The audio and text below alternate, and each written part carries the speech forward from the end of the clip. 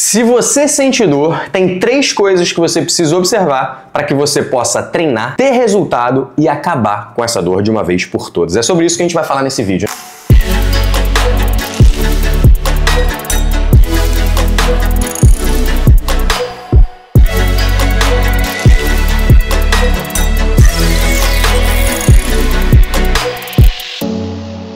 Nesse vídeo, a gente vai mostrar para vocês os 3 elementos que a gente usa no método Mundi para poder eliminar de uma vez por todas essa dor. Seja você aquele cliente que sente dor quando treina, ou seja você aquele cliente que já tem dor, quer começar a treinar, mas não sabe por onde começar. Boa. Aqui na Lunge a gente atende muitos alunos, a maior parte deles quer alguma mudança na composição corporal, ou seja, quer emagrecer, quer reduzir medida, quer melhorar tônus muscular, quer melhorar uma determinada região, glúteo, abdômen e tal, mas frequentemente eles sentem alguma dor que acaba impactando o treinamento deles. Fora aquelas pessoas que chegam aqui porque foram indicadas por médicos, ortopedistas ou às vezes amigos, né, que sugeriram treinar com a gente porque essa pessoa não estava fazendo nada, porque morria de medo de fazer exercício, porque ela sentia alguma dor e achava que o exercício podia piorar. Então, isso é algo que a gente atende com muita frequência aqui, por isso que me sinto bastante confortável de falar sobre esse tema. E quando a gente pensa em pessoa com dor, eu gosto de caracterizar em 2 tipos de pessoas, beleza? Primeiro, aquele cliente que eu já conheço, que eu já fiz a avaliação, que eu já entendi quem ele é, que eu, enfim, já entendo o contexto dele e por algum momento, né, por alguma situação, saiba lá o que é e eu vou mostrar para vocês quais são as coisas que podem aumentar ou agravar uma dor que você tem.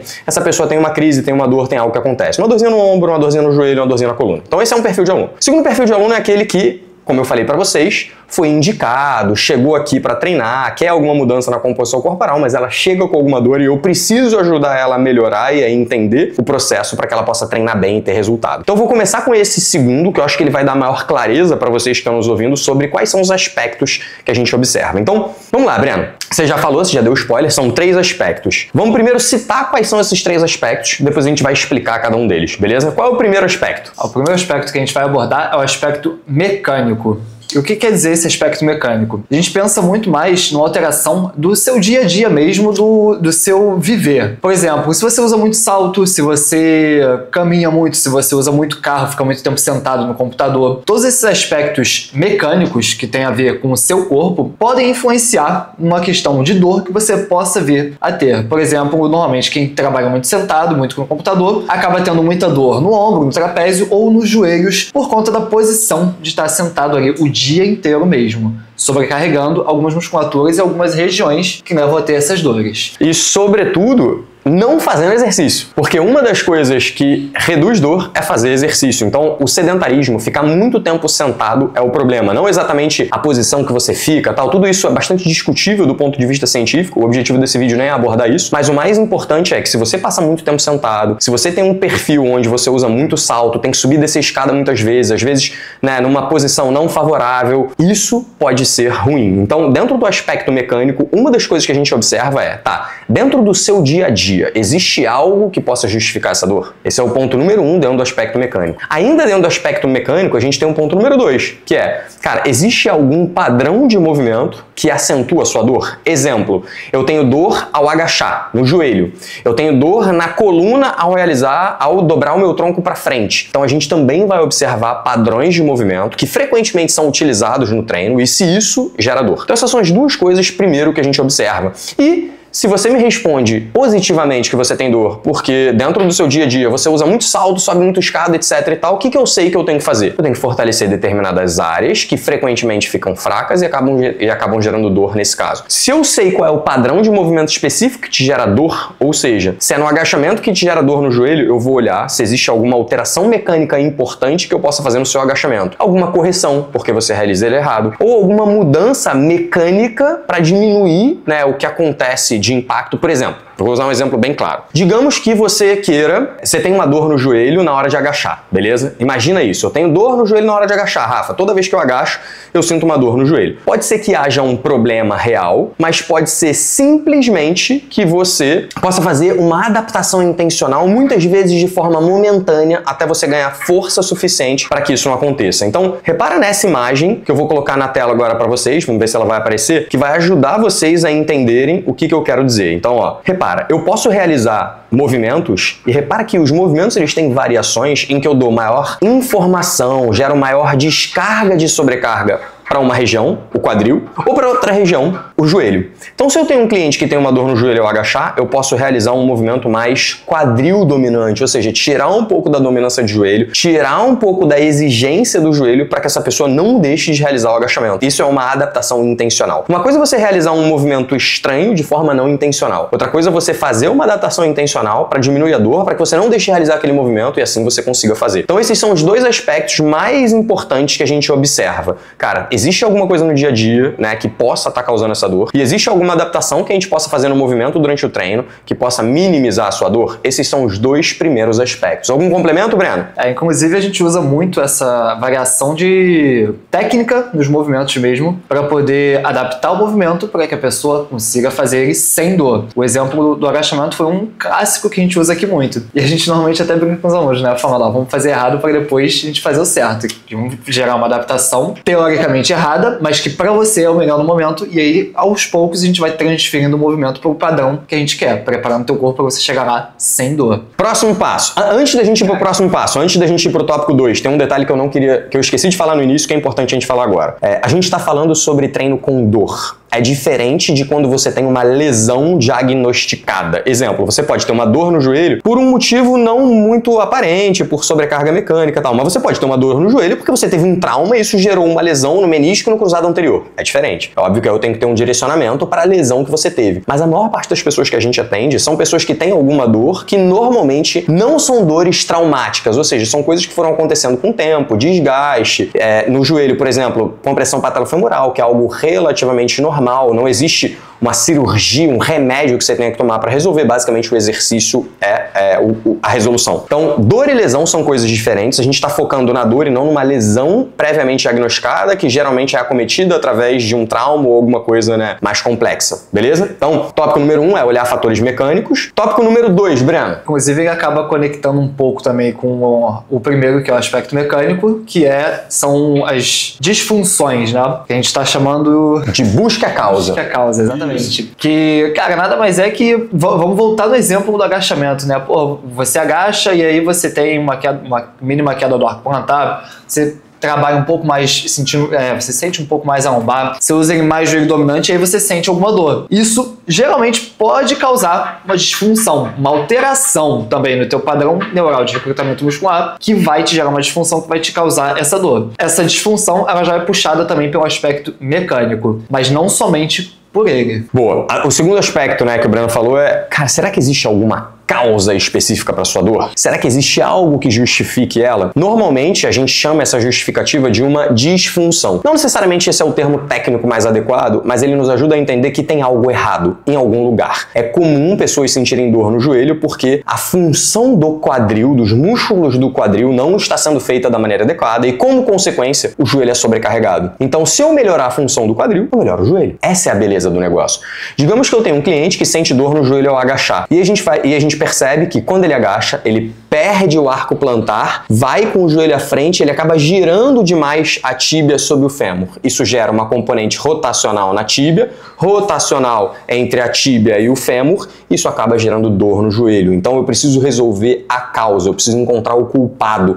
Eu costumo brincar que dor é uma parada interessante, né? Você imagina o seguinte, o local da dor geralmente é a vítima, é a pessoa que está sendo atacada. Só que o culpado, ele está escondido. O culpado por gerar aquela dor está escondido. A gente precisa encontrar ele. Encontrar ele significa encontrar a causa, significa avaliar, significa entender aonde está o problema. Então, no exemplo que a gente está usando agora, a gente usou os dois exemplos, né, um proximal e um distal, cara, o problema do joelho está no quadril. O quadril não está funcionando muito bem, não está deixando o joelho ter uma estabilidade adequada e, como consequência, a gente sente dor. Então, frequentemente, se eu fortalecer os músculos do quadril, glúteo é um que comumente é abordado, mas poderia ser outro, poderia ser ipsoas, poderia ser adutor. E o tornozelo, frequentemente, também é um problema. A falta de mobilidade no tornozelo pode ser a causa de uma dor no joelho, a perda do arco plantar pode ser uma causa de dor no joelho. Então, o que a gente faz como profissional é tentar encontrar essa causa. Quando a gente tem a possibilidade de avaliar uma pessoa de forma presencial, a gente consegue ser mais assertivo em relação à nossa correção. Mas nos nossos clientes online, a gente muitas vezes não consegue estar com ele presencial, porque existe uma barreira geográfica, a pessoa está lá do outro lado do mundo. E o que a gente faz? A gente pede vídeos. cara, deixa eu ver como é que você agacha, deixa eu ver como é que você faz tal movimento, deixa eu tentar entender esse problema através do movimento. Frequentemente a gente consegue bons resultados assim. Só de ver a pessoa agachar, a gente já entende que, olha, provavelmente o problema tá aqui, vamos atacar essa situação. Por isso que dentro da nossa consultoria a gente gosta de pedir vídeos, né? Então a pessoa fala, Rafa, eu não consigo executar muito bem esse movimento, ou eu sinto dor nesse movimento. Cara, me manda um vídeo. Manda um vídeo que só analisando o seu movimento pode ser que eu descubra a causa. Ele vai me dar muitas informações. Rafa, como que você sabe isso? Porque quando você agacha, joga o seu pé pra dentro, perde o arco plantar, deixa o joelhinho entrar, eu já sei que essa pode ser a causa. Então eu já vou trabalhar em cima dessas causas, tornozelo e joelho. Ou eu posso simplesmente te pedir de volta, cara, faz isso daqui pra eu dar uma olhada, faz esse testezinho aqui, é assim que ele é feito, dá uma olhada. Porra, foi bom? Beleza, não é isso. Foi ruim? Já sabemos o culpado. Então a gente sempre gosta de encontrar uma forma de achar a causa daquela dor. Frequentemente existe uma causa. E existe várias situações em que a gente também não encontra uma causa aparente. E por que a gente nem sempre encontra uma causa aparente? Porque muitas vezes, muitas vezes, é só uma questão relacionada ao terceiro tópico. Qual é o terceiro tópico? Que é a capacidade versus a demanda. Capacidade e demanda, já vou dar a palavra ao Breno e ia continuar, eu interrompi ele, desculpa, Breno. Eu gosto muito de usar a mão quando eu falo capacidade e demanda. Cara, capacidade é aquilo que você tem hoje, demanda é aquilo que você impõe. Se a demanda superar a capacidade, você sente dor. Se a demanda não superar a capacidade, você não sente dor. Então a gente precisa olhar para o treino e para o contexto do indivíduo para saber se a demanda supera a capacidade. Fala, Breno, desculpa. O Rafa já resumiu bem aí, né, o que eu ia falar, com certeza eu ia falar um pouquinho mais longo nisso. Mas ele usa essa mão, né? Eu gosto de usar também o cabo de guerra, né? Que é isso. Capacidade superou a demanda, você tá levando o teu corpo para um lado. Se você começa a ter um equilíbrio ali, você começa a ter uma estabilidade tanto da tua capacidade de suportar a dor, quanto a sua capacidade de suportar o seu dia a dia. O que é a capacidade versus a demanda no nosso treino, né? A gente treina o seu corpo para ele suportar as suas atividades diárias, mais os seus esportes, os seus hobbies e as suas tarefas mesmo em casa, o dia a dia com seus filhos, o arrumar a casa, essas coisas assim, que geralmente são o que nos levam a ter dor, quando a gente está sedentário, quando a gente não está treinando. Peraí, então o que leva a ter dor, às vezes é o dia a dia e não o treino, é isso, Breno? Geralmente, os nossos clientes que entram aqui, sim, porque não estão treinados, não têm a capacidade de suportar aquele estresse diário. Tem uma outra questão também dentro dessa abordagem de dor, que é a abordagem biopsicossocial, né? Já vamos chegar lá. Antes da gente chegar na abordagem biopsicossocial, tem alguns aspectos importantes sobre capacidade e demanda. Vamos lá, o que as pessoas acham? Capacidade de demanda ou carga de treino, muitas vezes é o quanto de treino eu fiz. O estresse imposto pelo treino é um. Só que o nosso corpo, ele frequentemente está sendo exposto a outros tipos de estresse. Então, se você dormir pouco, você diminui a sua capacidade de treinamento, você diminui a sua capacidade, né, de suportar o treino. Se você dormir pouco, e mesmo que você não treine, mas o seu dia foi altamente estressante, tudo isso pode fazer com que você tenha mais dor. Então, existem várias coisas que vão afetar a nossa capacidade de treinar, de se recuperar. E como consequência, isso vai fazer com que a gente exceda a nossa capacidade atual, ou seja, a demanda externa ficou maior mesmo sem aumentar o treino. Por quê? Porque você está mais estressado, porque você está dormindo mal, porque você está se alimentando mal. É comum pessoas em déficit energético, ou seja, estão fazendo dieta para emagrecer, elas acabarem sentindo uma dor. Por quê? Ao entrar em déficit energético, você coloca o seu corpo em estresse, num estresse que é reduzir gordura. Ele precisa usar a fonte de gordura dele como fonte de energia. E para isso, ele nem sempre consegue exercer todas as funções dele. Como consequência, a capacidade diminui. Então repara como são vários os fatores que podem afetar a nossa capacidade. Não é só o treino, não é só o dia a dia, mas tudo que acontece com você. Estresse, sono, alimentação, dia a dia. Cara, você imagina, eu vou usar um exemplo muito doido, né? Só pra vocês entenderem. Por exemplo, no ano retrasado,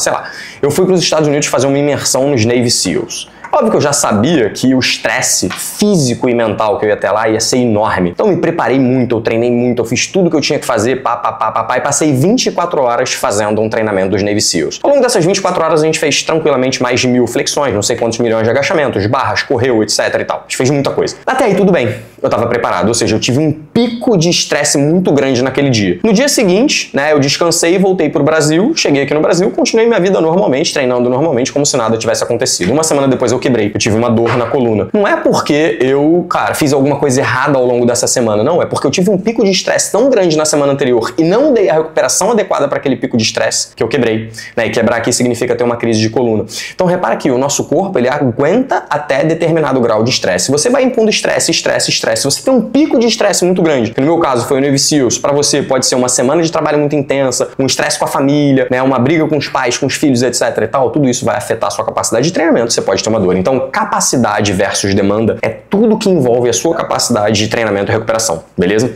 O que a gente faz dentro do nosso sistema? A gente olha para esses três aspectos, mas a gente entende que dentro desses três aspectos existe algo que recobre todos eles, que aí sim é o que o Breno falou, o modelo biopsicossocial. Breno, explica aí o que é o modelo biopsicossocial para essa galera. Entrando um pouco nessa parte da capacidade versus demanda, como eu ia falar, o modelo biopsicossocial ele também afeta a capacidade versus demanda. Ele, na verdade, afeta todos esses três aspectos, né? Como o Rafa falou, ele engloba todos esses três aspectos. Por quê? O bio, ele vem de... biológico, né? Biológico, biologia, biológico, que é o seu corpo. Nada mais é que o estresse mecânico e o aspecto das disfunções que a gente falou. Ele aborda todas as questões que são relacionadas ao seu corpo, ao funcionamento do seu corpo. Biologia. Então, o que é biologia? Gênero é biologia. Mulheres comumente são mais afetadas em dores no joelho, né? O ciclo menstrual pode afetar a capacidade de treino e recuperação de uma mulher. Então, tudo que está relacionado à biologia. Gênero, idade. Pessoas mais velhas tendem a ter maiores dores, maiores riscos de terem artrite, artrose. São coisas que a gente não necessariamente consegue controlar, mas a gente precisa considerar na hora do treinamento. Então, tudo que é bio é tudo que é nosso biológico, já é nosso. E aí entra a segunda parte, que é o biopsicossocial. É o psico, né? Biologia psico, que é nada mais é que a sua cabeça. Cara, o que o Rafa falou agora? Ele falou muito sobre estresse, sobre privação de sono, sobre uma briga com a família, uma demissão no trabalho. Às vezes você é gestor de uma equipe e demite alguém no trabalho. Isso tudo conta como estresse, isso tudo conta na parte do psico, que é dessa abordagem biopsicossocial.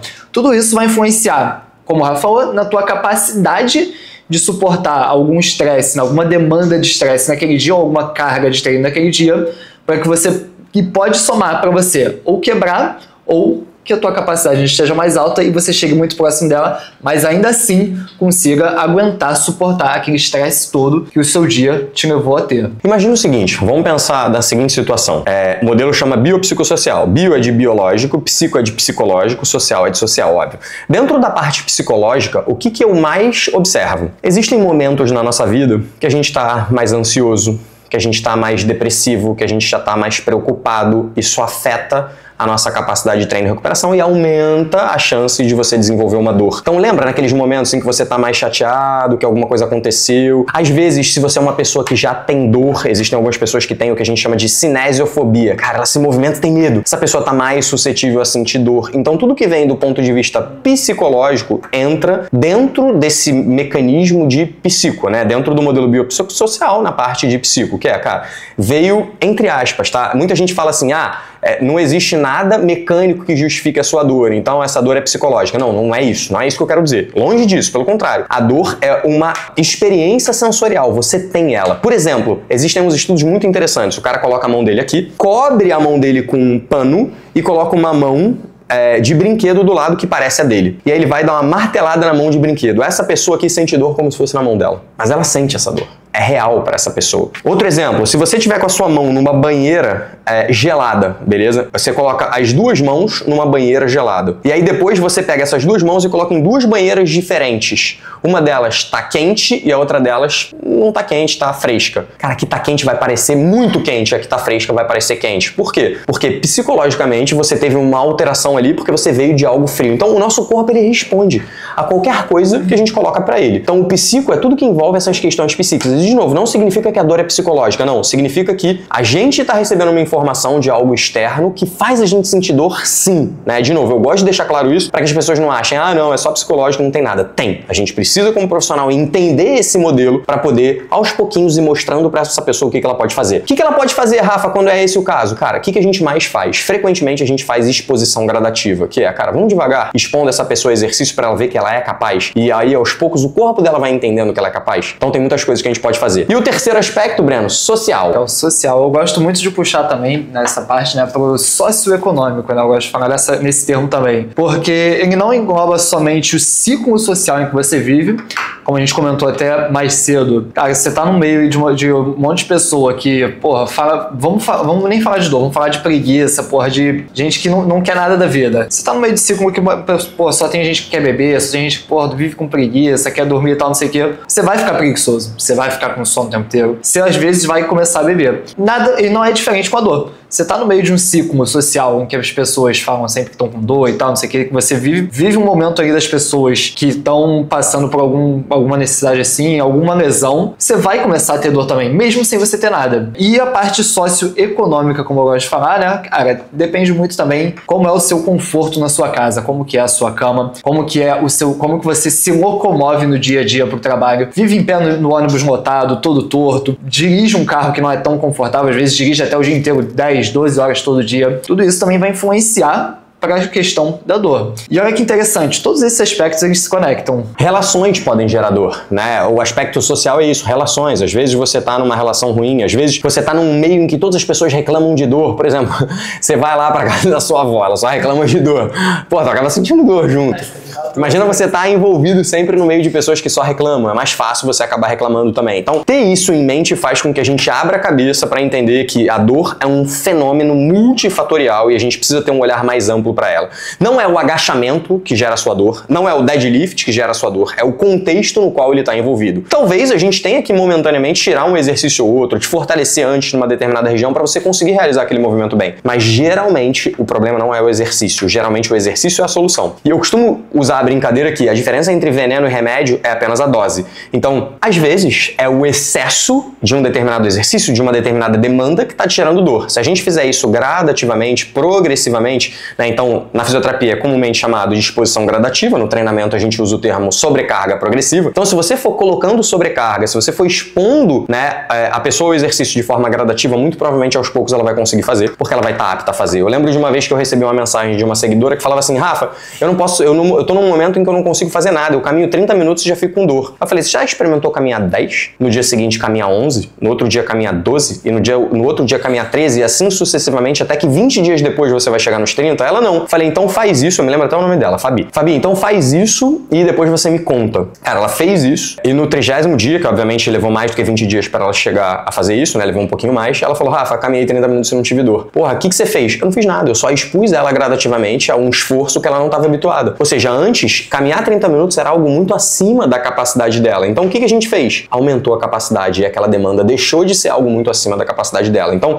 lidar com pessoas com dor envolve isso. E é por isso que a gente sempre sugere, né, conversa com todos os nossos clientes que relatam dor quando respondem o nosso questionário, né? No Lund Online a gente tem um questionário, a pessoa responde, a gente quer saber um pouquinho mais. Por quê? Porque frequentemente pequenos ajustes, seja na mecânica, seja em conversar com a pessoa para ela entender o que está gerando dor, seja fazer ajustes no treino, ou seja, só explicar para ela que talvez ela esteja fazendo em excesso, a gente precisa limitar determinadas coisas. Então, esse é o nosso contexto, é isso que a gente faz, né? E foi por isso, inclusive, que a gente resolveu abrir o Lund Online, para levar esse tipo de conhecimento para a maior parte das pessoas, para que a gente possa ajudar pessoas no mundo inteiro, não só quem tem a possibilidade de estar aqui junto com a gente na Lund Trainers, né, treinando presencialmente. Tem gente que não tem como estar aqui por questões geográficas, às vezes a pessoa mora longe, mora em outros estados, em outro país, não tem como estar aqui. Ou eu sei também que talvez seja uma questão financeira. Ter um personal do lado é mais caro do que você tá com o nosso aplicativo, que é bem mais em conta. Se você quiser saber mais sobre o Lund Online, clica no link que está aqui abaixo. Se você gostou desse vídeo, envia ele, compartilha, né, comenta aqui abaixo o que você mais gostou, o que você acha que faltou a gente colocar, que vai ser um prazer responder cada vez mais perguntas de vocês. Antes da gente fechar esse vídeo, queria pedir pro Breno dar uma mensagem final e falar suas redes sociais pra galera, e depois eu finalizo. Cara, eu gosto de usar muito uma frase com essa questão de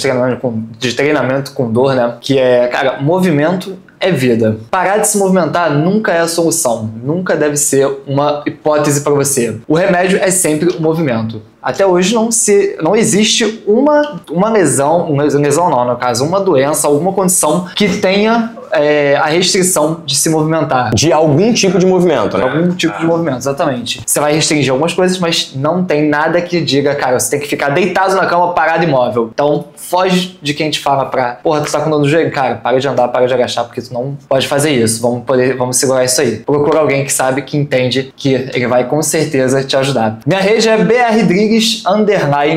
Pode seguir lá no Instagram, tá?